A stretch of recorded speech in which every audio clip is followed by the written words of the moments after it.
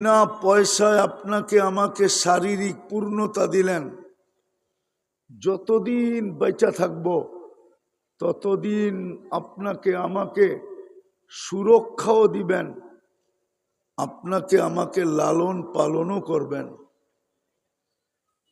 এই দায়িত্ব আল্লাহ নিছেন। শুধু একটা দায়িত্ব আপনাকে আমাকে দিছেন, সেটা হলো এই ছোট জীবনটাকে কাটায় গেলে চলবে না, গড়া যেতে হবে। মানুষ হিসাবে অস্তিত্ব দিছেন, মানুষ হিসাবে আল্লাহর কাছে পৌঁছতে হবে।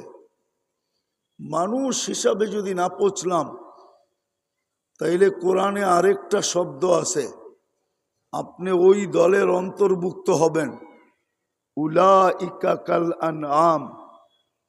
অস্তিত্ব তো দিলাম মানুষ, কিন্তু এটা হয়ে গেল জানোয়ার।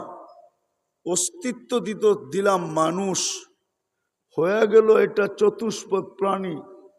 অস্তিত্ব তো দিলাম সৃষ্টির সেরা মানুষ, কিন্তু এটা হয়ে গেল হিংস্র প্রাণী। তাইলে আপনাকে কিন্তু প্রাণী হিসাবে যেতে হবে। কিন্তু যদি হুজুররা বলে যে প্রাণী তো কিয়ামতের দিন মাটি হয়ে যাবে, হ্যাঁ আমিও বলি প্রাণী কিয়ামতের দিন মাটি হয়ে যাবে, কিন্তু মানুষ রূপী প্রাণীটা, চতুষ্পদ প্রাণীটা মাটি হবে না, বরং উকুদুহান নার, জাহান্নামের ইন্ধন হবে। ইন্ধন।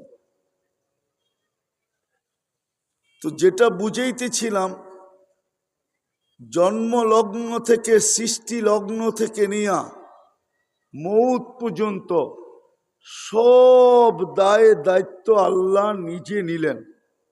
হুয়াল্লাযী খালাকাকুম সুম্মা রাযাকাকুম।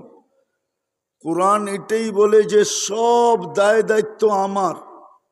ভালো মতে শুনেন, কিন্তু ভালো মতে, সুর হবে না, সুর ছাড়া হবে, এই জন্য ধ্যান দিয়ে শুনতে হবে।